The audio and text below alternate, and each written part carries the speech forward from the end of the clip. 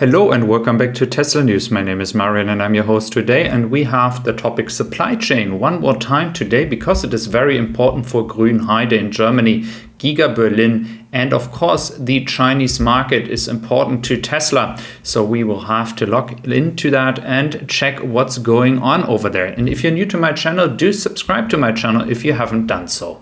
Let's start with Shanghai. So Shanghai is going to let another 1,188 manufacturers resume production. So that is very important. As I mentioned before, we have a time frame of 1.5 weeks that Tesla has enough supply to build cars.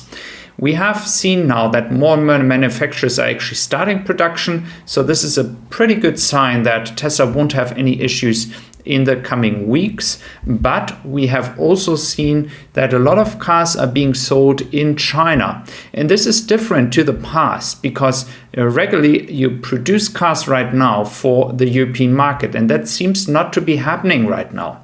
So here we have Chris Cheng, who is also sharing his news here that the supply chain is now working again. It's supposed to be working, and this is what we want to hear, because don't forget, the supply chain is not only very important right now, until now, for the Shanghai factory, it's also important for the German factory. So we have here another footage. That is what we already know. A lot of ships, but the fun part is the Viking Adventure that I told you guys would go to Europe actually moved into the harbor north of Shanghai factory of Tesla and then moved further to Ningbo. It's currently on its way to Ningbo. And this is really opening the question here if this ship is actually going to Europe. And did they actually get cars from Tesla in the northern part of the harbor? Any other ships are currently actually not announced. We still have here the difference between Shanghai and Ningbo. So I do expect very soon some update. Once the ship is actually leaving from Ningbo, we might know if it's going to go to Europe. It might as well go to Ningbo and then go back to the Shanghai factory. Let's see if this is happening. A lot of questions, as you see, in terms of what's actually happening here and how this is going to affect the delivery times. A few people have shared with me as well that May is not actually going to happen anymore for many people in Europe. It's going to be the first week of June, so there is quite some delays already happening.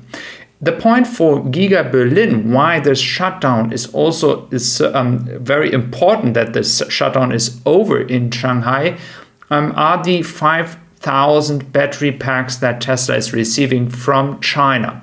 So to have a regular and good production and ramp up here in Germany, it is also important to have enough battery packs. And they are currently coming from China. So again, all this logistics are very, very important right now.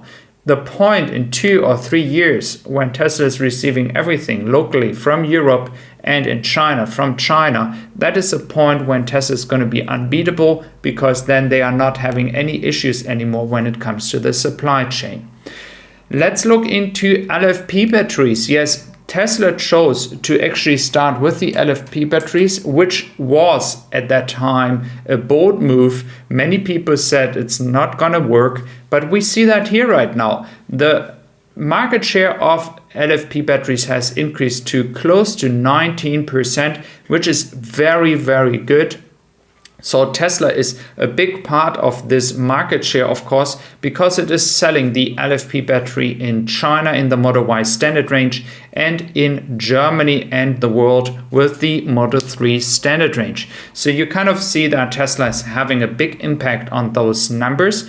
What's going to go and in the future is going to be very interesting. What's actually going to happen with new batteries? What is going to be the market share of LFP batteries? We see like a peak here based on this research in 2026 or 2027 with close to 42 to 43% market share in total.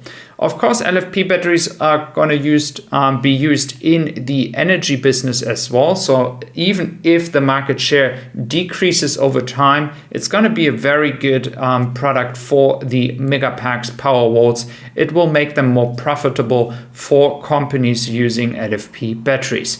So you guys see, I think in the near future, we're going to have a lot of new battery types, new developments, new research, new technology. So the amount of batteries that people can choose from will get even bigger. We are just at the beginning of this entire road to change towards batteries and make EVs possible. What is also good news from California, we see EV sales here. Tesla Model 3 being a leading with 24,375 cars, the Model Y just right behind that, and the Model S at 3,556. So it looks really good here. We have some good market share with 78%. So Tesla is having a good dominance, a good market share in California, which is important. And I am really, really happy to see the Model S actually being on this list as well. For European customers, no new news regarding deliveries to Europe, which is kind of frustrating. I hope this is going to happen very soon. Then we have here the site where the cathode factory is supposed to happen. More and more stuff is being delivered thanks to Jeff Roberts for the footage here. We see that Tesla is currently working to make this place work and make the construction happening very soon. But not only that, we have also seen some record kilowatt hour charger, 387 kilowatts. There were some people saying that might have been a mistake of a person maybe adding the wrong number, but it's not like 150 and someone typed in 250. So it's kind of weird. We have to wait if Tesla is actually building here like a new kind of charger. It looks pretty astonishing. It would be very good to have such a result. Again, guys, we still have to wait if that was a fault, a mistake from Tesla's side when it comes to writing the number inside the app. What's not a fault and what's actually a pretty good success story is, of course, the European sales numbers. Model 3 over the first quarter leading in front of the Model Y. And then we have a lot of other brands being very competitive with each other, trying to get a nice position. ID3, ID4, especially ID3, much lower right now.